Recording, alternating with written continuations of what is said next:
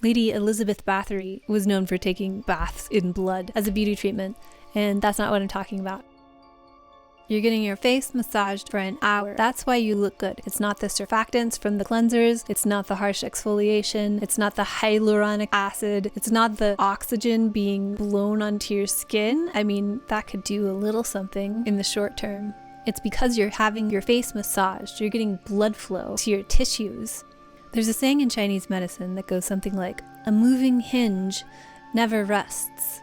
Blood is liquid, living tissue, and it irrigates your more solid tissues. Something that blood flow can do is optimize the health of your tissues. As I've explained previously in a previous video, the way your skin looks comes from what's going on inside you. Beauty comes from health. What you're really trying to do is appear more healthy. The focus of many medicine and health traditions is to avoid stagnation, or if stagnation be the culprit, to remedy it with movement. Allow fresh blood to move throughout the tissues. Things like sleeping on the floor and walking barefoot on varied terrain, like a bunch of river rocks from the Whole Foods parking lot or the beach, increase blood flow to the cells and make us more resilient. Your face looks good after a facial because of blood flow, not because of the products and not because of whatever weird technologies invented in the 1800s they're using on your face. Facials don't really do much else besides be relaxing. Relaxation can definitely be a form of nourishment. There's something in our genes when we're having our face massaged that goes back to our caveman days. The only time you could have your face tended to in such a way is when everything is safe and everything is okay, but I digress. Anyway, the old system of humors, which was like kind of a Western version of other medicine traditions like Chinese medicine and Ayurveda, the system of humors had 4 bodily fluids that symbolized the archetypal workings of the body.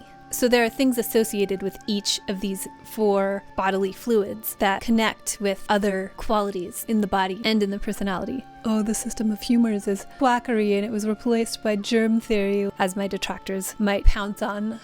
There are qualities that the physical substance of black bile, for instance, has that connect with qualities in the personality, or just in the world in general.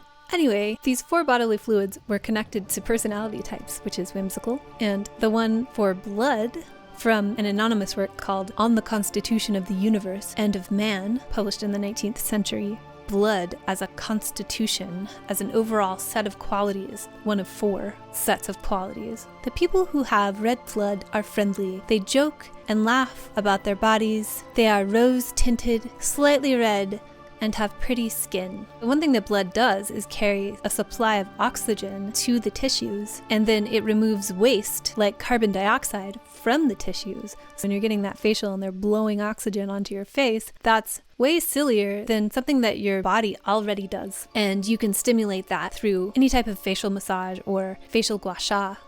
Inside us, blood is a symbol of life. There's a whole religion based on a magical blood-drinking ceremony. And outside us, it's a symbol of death. It's so important for our health, and health is important for beauty. It's not products. You're not deficient in La Mer. That's not why your skin feels lifeless in the winter. Material science would say that you are a body, and maybe you have a spirit or a soul. Other older traditions would say that you are a spirit working in the world of matter through a body.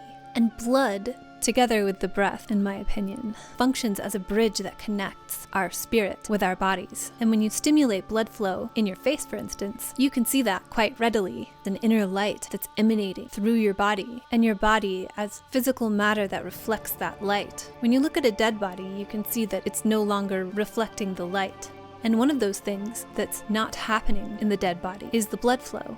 We can consider movement, physical force on the cells, like massage or walking on rocks, a missing form of nutrition, mechanotransduction.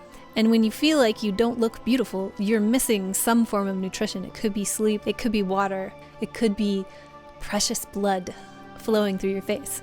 In the wild, the orca, the killer whale, evolved to swim through great distances of water very fast. So when you put an orca in a small circular pool, you can't possibly build it large enough to rush through miles of sea. It gets a floppy fin.